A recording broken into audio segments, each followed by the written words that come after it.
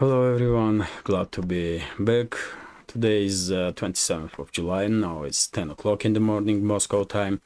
I'm Levan Gudadze and this is my first update for the day in which I will share all the main news that are making headlines in Russian media outlets and Russian language pages on different internet platforms. Second update will be a little bit late in the afternoon on my Patreon page, in which I will share additional news that will be reported by Russian media. And by the way, I do extra content on my Patreon page on regular basis, at least 3 times a week, in attempt to generate additional interest among members of our community towards my Patreon, because it's a major lifeline for this project, which is not just this channel on YouTube or Rumble, but also 2 additional channels on these platforms, and also Telegram page, also page on Patreon. And for me it's immensely important to develop Patreon, because as I said, it's a major lifeline to have opportunity to continue this work, and I will be immensely grateful if you will consider to join my Patreon. You will see a link under this video in the description box or in the pinned comment. That's been said, let's talk about news now, and I will start with one of the major topics of the day, which is a summit that will take place in St. Petersburg, Russia, Africa. This summit will open today and it will continue for all day and tomorrow, and I will share with you all the news that we have for this moment.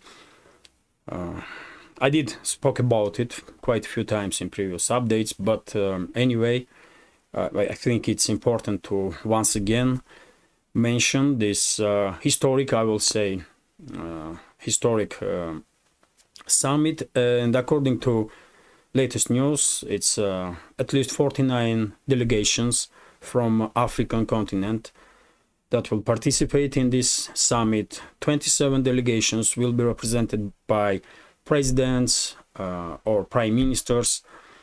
17 states will be represented by foreign ministers or some other high-ranking officials.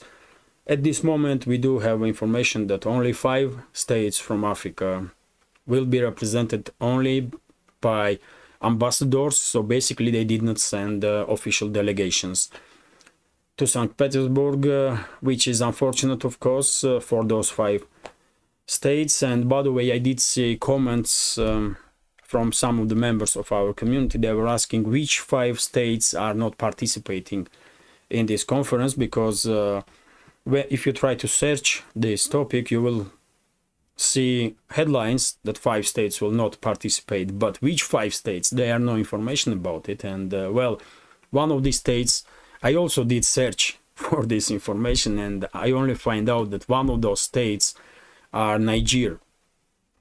Niger did not send, by the way, it's Niger, not Nigeria. They are neighboring states, but different states.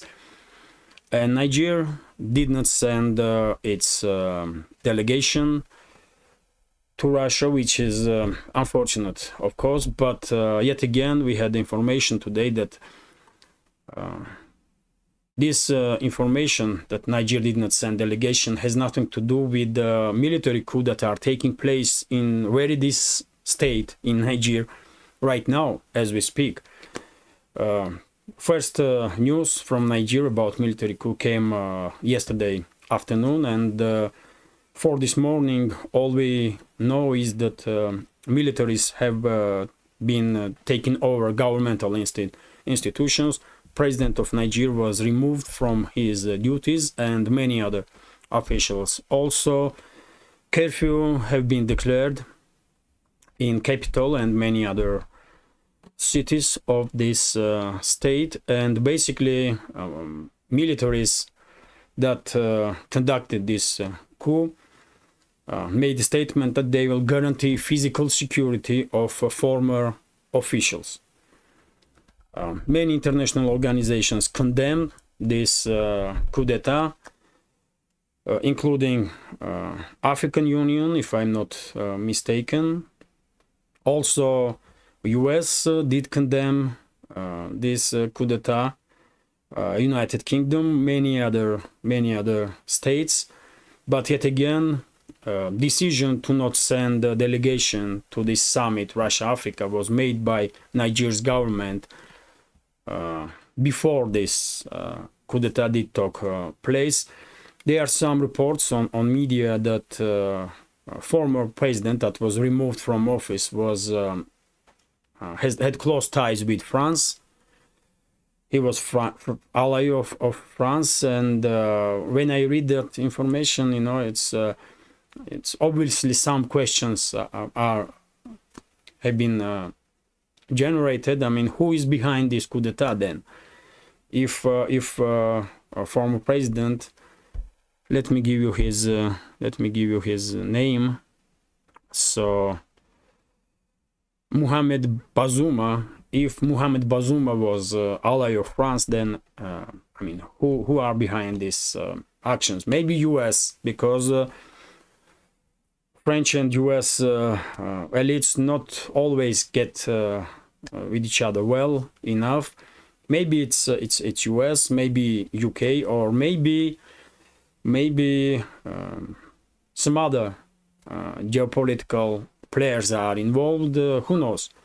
I'm not expert in internal affairs of Nigeria, so it's hard for me to have a good and better understanding of current developments. But whatever the case, let's hope situation will be resolved without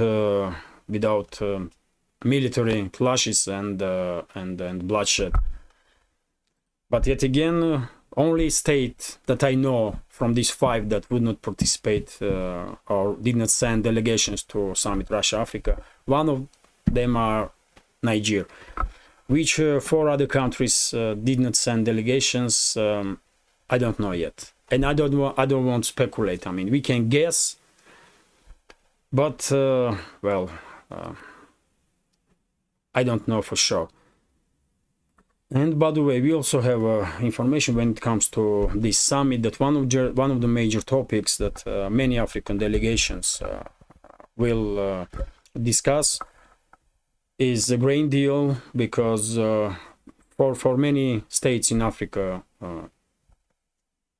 deliveries of grain are extremely important to make sure that food safety is in place, and I'm quite sure that Russian side will issue additional guarantees to all the states in need, not just on African continent, that they will receive grain, fertilizers, and everything else that they need for food security from Russia without any problems, and in some cases maybe even for free, because quite a few times some Russian high-ranking officials did make such a statement. So Russia will do everything in its hands to make sure that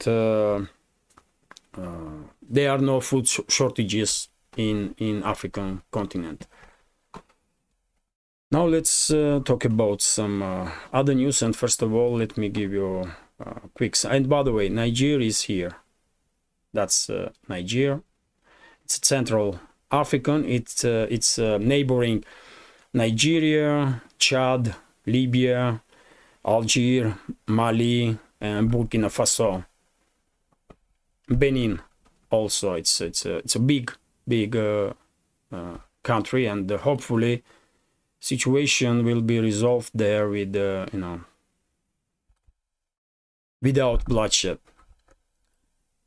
Let's continue with some other news now, and of course, first of all, let me give you a quick summary of the situation on the front line in zone of special military operation, and of course I will start with yesterday's massive missile and drone strikes that Russian forces conducted on logistical and military infrastructure of Zelensky's regime. And even though officials in Kiev come up with statements that they did shut down almost all Russian missiles and drones. In reality, situation is quite different, and according to latest news that we are receiving, at least 2 airfields, military airfields, were destroyed during this strike. There were some and in many areas of Ukraine, logistical infrastructure was also destroyed. But as I understand, one of the main targets was military airfields in central and western regions of Ukraine, from which Su-24M Frontline bombers are operating or used to operate, and those planes are modernized to carry out strikes with the Storm Shadow, British Storm Shadow missiles. So I guess Russian strike was quite successful, and Zelensky's regime and the Western masters of Zelensky's regime will find it difficult to conduct strikes with long-range cruise missiles, at least for foreseeable future, for next couple of weeks at least. But yet again, let's see how the situation develops. When it comes to Frontline, let me go sector by sector. So Kherson region, it's mainly artillery duels between the sides and recon operations. Not that much have changed in this region. It's a kind of deadlock at this moment. Very different situation in Zaporozhye and South Donetsk sectors of the front. Yesterday we had almost all day long we had reports about yet another wave of Ukrainian assaults on Russian positions in direction of Rabotina, this settlement, and we did had reports that Russian forces did manage to destroy at least 2 Leopard 2 tanks, 6 T-64 tanks, 4 T-72 tanks, 3 Bradley armored personnel carriers, 4 M113 armored personnel carriers, 6 other types of infantry fighting vehicles, and that's conservative estimation. I did share many video and photo materials about destruction of Ukrainian armored columns and armored groups during this yet another suicidal attempt to strike Russian positions in Rabotina area. And even though I am not military expert, I mean, I truly even I did find it extremely difficult to understand the logic behind these suicidal attacks that Ukrainian forces are conducting almost on daily basis. And by the way, yesterday we did see large scale in terms of this sector of the front, quite a large scale attempt to strike in direction of Rabotina. All these attempts were repelled by Russian forces, and some Russian telegram channels, big names, even reported that initially more than 60 armored vehicles were involved from Ukrainian side in this assault operation, and we did see some unbelievable numbers about destruction of these armored groups. I did share with you just now conservative estimates about losses that Ukrainian side has in Rabotina direction, but there are some other reports also, according to which just yesterday, just in previous 24 hours, Ukrainian forces just in sector of Rabotina lost more than 20 main battle tanks, more than 10 Bradley armored personnel carriers, and dozens of other armored vehicles. So well, if that's the case, then it was true disaster for Ukrainian forces in Orekhov direction.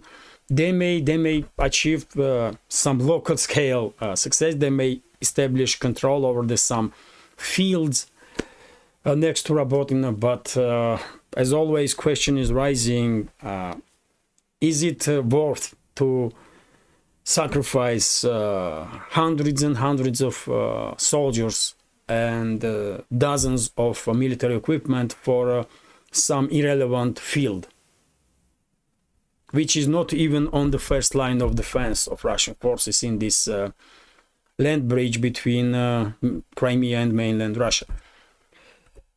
But yet again, today, Russian Defense Ministry will, of course, share with public information about, detailed information about these clashes in Rabotna direction, and I guess we will learn more about losses that Zelensky's regime had in this area. Of course, I will share that information on my Telegram page and in the second update on Patreon.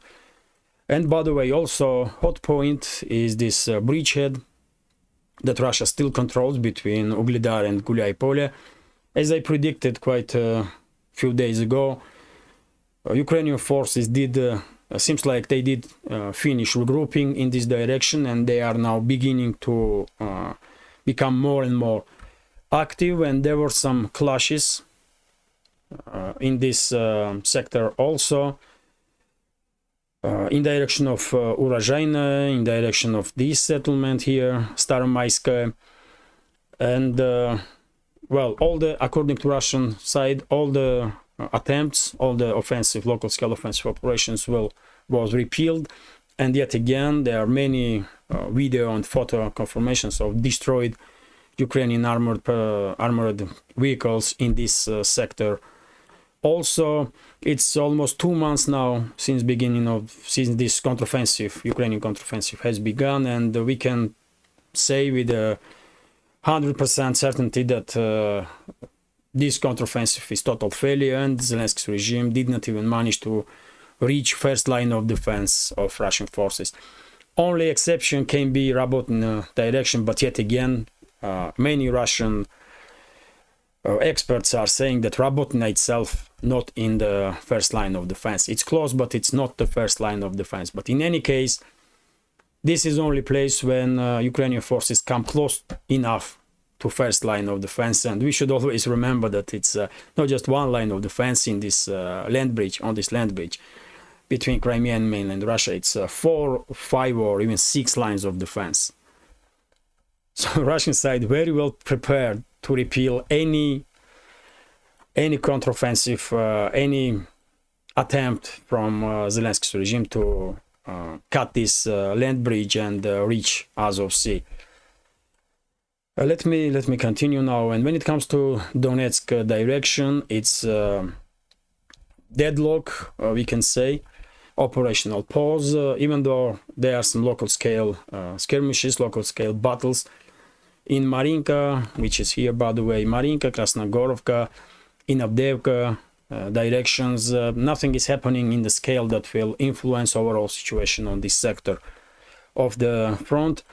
Different situation on the flanks of Bakhmut, even though, according to latest news, Russian side still remains in Klishchevka, and Russian forces are holding to this settlement, at least for now. There are some reports that probably because Ukrainian forces managed to establish control over the heights around Klishchevka, probably Russian forces will withdraw from this settlement to minimize losses, because we all know Russian tactics of maneuverable warfare.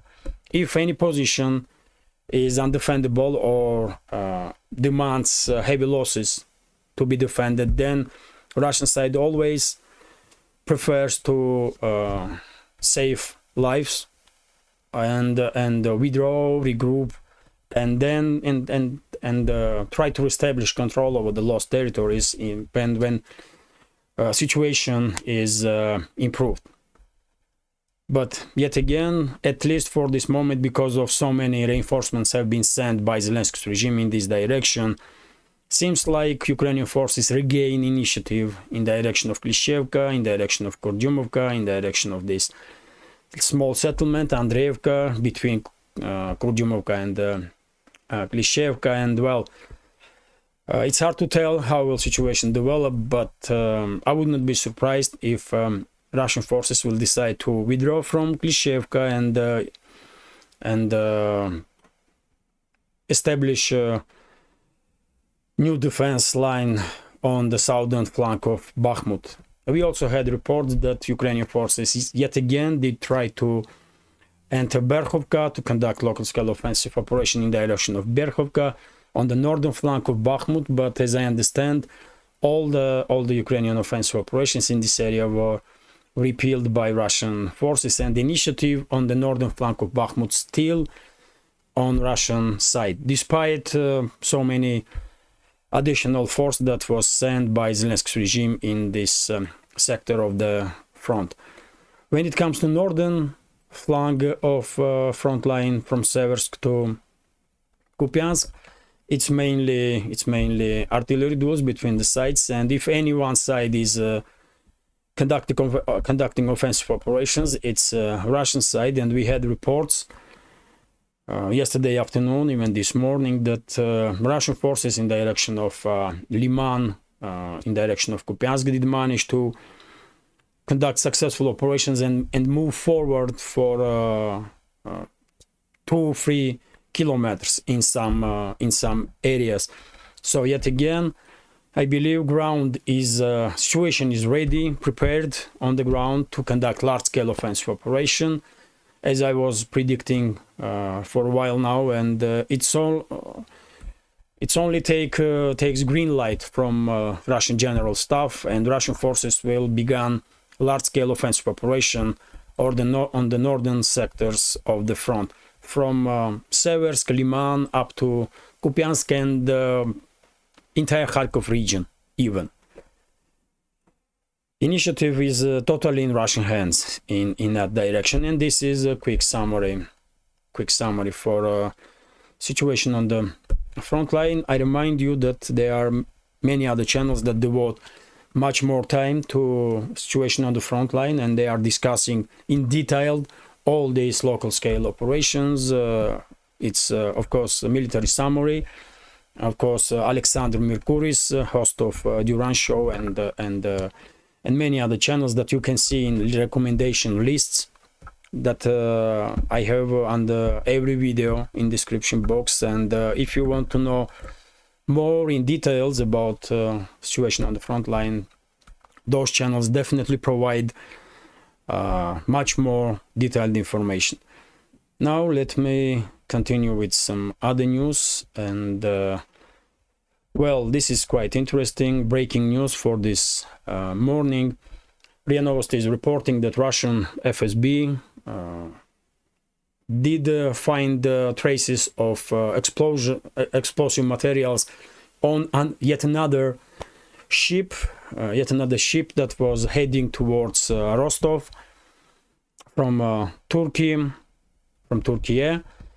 and this name of this ship is BMO River, and according to this report here, this ship most definitely was participating in grain deal, and well, probably Western elites were using this ship also to deliver some military equipment and ammunition, including explosive materials to Zelensky's regime. One more factual evidence that Moscow was absolutely correct to stop that grain deal. And during the day, of course, we will learn some more information about this topic, and I will share it on my Telegram and in second update. Next information is about Zaporozhye sector of the front line. When I did just spoke about situation in direction of Rabotina, and RIA Novosti also reporting that Ukrainian forces, armed forces of Ukraine, did conduct a local scale offensive operation in attempt to achieve breakthrough on the Zaporozhye sector, but they had heavy losses. And all the attempts to achieve any success were repealed. As I said during the day, Russian Defense Ministry, I'm quite sure, will share with us detailed information about clashes in Zaporozhye sector of the front line during previous 24 to 48 hours, and I believe we will see some unbelievable numbers when it comes to losses that Ukrainian forces had in that direction. Let me continue, and this is also RIA Novosti news agency's report, according to which Russian forces did manage to repel 9 local-scale counteroffensive operations from Ukrainian armed forces in direction of Svatovo, Kreminna, or Svatovo, Krasnopolimanskoe, in direction of Svatovo. Basically, well, as I said, on the northern sectors of the front, initiative is totally in Russian hands, and in some areas Russian forces managed to move forward for a couple of kilometers, and it's well understandable that Zelensky's regime is sending its troops to counterattack, to somehow regain control over the lost positions and territories, but they are unsuccessful, and that's from where this number comes, 9 Ukrainian local-scale offensives that were repelled.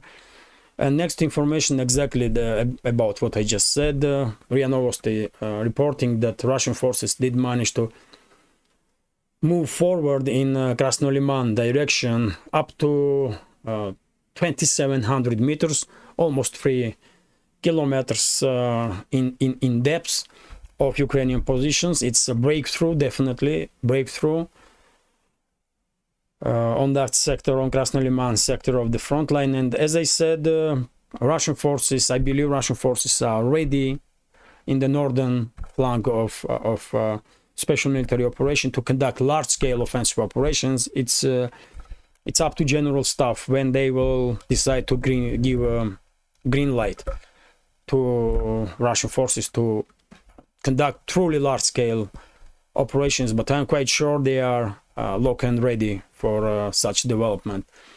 Let me continue now. TASS news agency is reporting about statements that head of Russian parliament, Russian State Duma, Vyacheslav Volodin made about Western military deliveries to Zelensky's regime, and he said that Western weapons are ineffective, and whole world did see it. And no matter how many weapons and what type of weapons Western so-called elites will send to Zelensky's regime, it will it will not change outcome of this conflict. And well, in second part, I will agree with Volodin. No matter what type of weapons NATO member states will send to Zelensky's regime, outcome of this conflict would not be changed. Russia will emerge from this conflict victorious, no doubts about that. But when it comes to quality and effectiveness of Western weapons, well, I have to disagree with Vyacheslav Volodin, because even though Russian forces are destroying dozens and dozens of Western-made battle tanks, armored personnel carriers, missiles, and so on, I cannot say that those weapons are ineffective. It's just like any other weapon, can be destroyed, and that's what Russian forces are doing. But I will never say that Leopard 2 tanks are obsolete or Challenger 2 tanks are obsolete. No, they are great main battle tanks, but yet again, it's all depends on fighters. After all, you may have a best equipment in the world, but if you are not ready to use that weapons as it should be used, or if you are poorly prepared, if you are conducting poorly managed operations, then no weapons gonna help you really. And that's why we do see so many instances when Russian forces fairly easily are destroying Western-made weapons. But yet again, I will never say that those weapons are obsolete or bad or ineffective. No, it's just Zelensky's regime that don't know how to use those weapons, and Zelensky's generals that are poor commanders, and they just unable to plan operations properly. Or I will say Russian commanders are much more professional. That's it, really. And Russian fighters. Even though when it comes to ordinary soldiers on Ukrainian side, ordinary soldiers, I'm not talking about some Nazi units and Nazi criminals, but when it comes to ordinary soldiers, majority of which are forcefully mobilized, they did give a great fight to Russian side, and whenever they will decide to surrender, whenever they're gonna decide that enough is enough, and this fight should stop, I don't think anyone will ever say to them that they did not give a fight. They did. But when it comes to leadership of current Ukraine, modern Ukraine, they are main enemies of Ukrainian society, Ukrainian soldiers, Ukrainian people, Ukraine as a state, together with their Western masters. As simple as that. Let me continue now, and this is, how long is this video, by the way? It's 31 minutes, so I will just go through headlines and that's it. So RT is reporting that there was some article written in New York Times according to which Ukraine begins main thrust of counteroffensive. Well, Western so-called elites and Western media are, I mean, delusional. They are delusional. They are desperate for any good news from battlefield, and they don't have it, and that's why they are coming up with some fantasy stories that only now main thrust of Zelensky's regime's counteroffensive is beginning, which is I mean, how are you gonna comment this seriously, man? It's 2 months since the beginning of counteroffensive, but maybe New York Times are in some parallel universe and they have no idea what is going on. I don't know. But let me continue. TASS news agency is reporting that Defense Minister of Russian Federation had meeting with his colleague in North Korea, with the Defense Minister of North Korea, and also with the leader of North Korea, Kim Chen-in, in Pyongyang. And well, I did spoke about this topic yesterday. I will just repeat my take on it in few sentences, if I may. That in my understanding, one of the major topics during the discussions with the leadership of North Korea will be, between Shoigu and leadership of North Korea, probably will be deliveries of artillery systems and artillery ammunition from North Korea to Russia, because that state do have immense number of artillery pieces and artillery shells. That information is well known, so probably that's the main reason why Shoigu even went to North Korea. If in foreseeable future, in 3-4 weeks time, we will see North Korean artillery systems or ammunition on the front line, then we know when negotiations about this did take place. Let me continue. TASS news agencies reporting that, well, Russian military industrial complex come up with new type of drones, which is only 38 grams, some tiny drone, and these drones will be used against manpower. These drones have been designed specially to be used in swarms against manpower. Well, drones becoming game changers for sure, and in foreseeable future, we will definitely see significant increase in investments in drone manufacturing, and well, unmanned military vehicles are becoming game changers, really. It's one may say.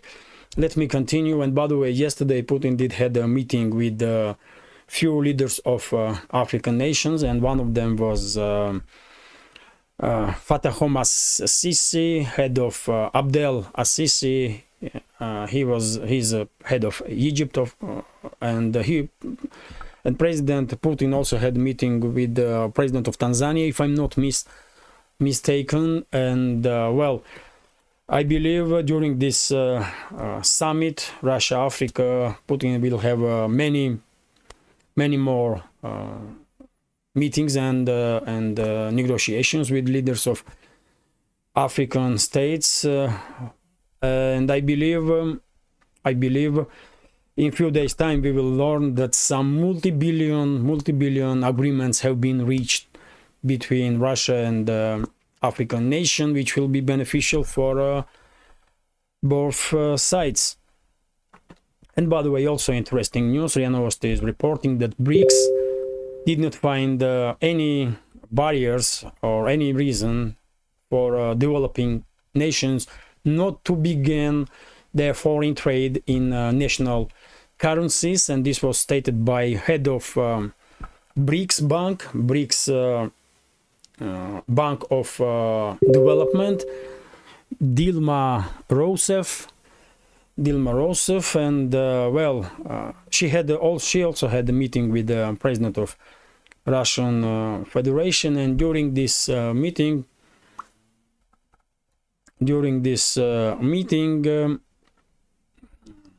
Putin and Dilma Rousseff did discuss also topic of transactions between BRICS nations in national currencies, about increase of transactions and minimizing dependence of non-BRICS currencies. Of course, first of all, we are talking about US dollar and EU. And this is important in my understanding, this meeting and activization of BRICS Bank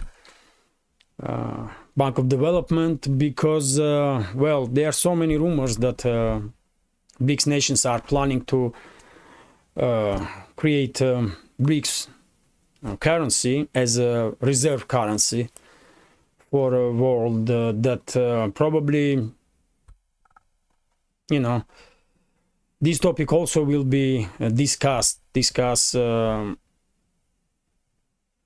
not just on BRICS summit, which will take place in South Africa in August, if I'm not mistaken, but also today and tomorrow in South Africa, in St. Petersburg, during this summit, Russia-Africa, because if there is demand worldwide on BRICS nations currencies and some major reserve currency from BRICS, then of course Russia, China, India, South Africa, and Brazil will deliver, I believe. And summit Russia-Africa quite a good platform to find out if there is a demand for such a development, because it's 49, after all, it's 49 states that will be represented on that summit. And by the way, RT is also reporting that Chinese yuan, squeezing out US dollar in Chinese bilateral trade, which is a huge deal, really, because of volume of Chinese economy and trade. And according to numbers that we can see here, statistics are showing that yuan was used in 49% of Chinese cross-border transaction last quarter, last couple of months, topping the dollar for the first time. Yuan denominated international payments grow 11% on the year to 1.51 trillion US dollar when it comes to amount, while dollar payments declined 14% to 1.4 trillion. So, such a huge numbers, man. Chinese economy truly is something out of this world, man. Like US economies, but yet again there are huge difference between Chinese economy and US economy, because Chinese economy mainly based on manufacturing capacities, which is a big deal. So yes, US dollar is losing positions as a main reserve currency, but I'm gonna remain on my long-stand position that I don't think US dollar will lose its status as a reserve currency and I don't think anyone should hope for that, because it will be devastating, not just for US, but for entire world. But I do believe that there will be some other reserve currencies also, like BRICS currency, that may be created in foreseeable future, and it will be great for world, I believe, if there are some few reserve currencies like yuan, for example, or BRICS currency, some new currency, dollar, maybe euro, also maybe something else, because you have choice. You have choice, and after all, Western elites will lose their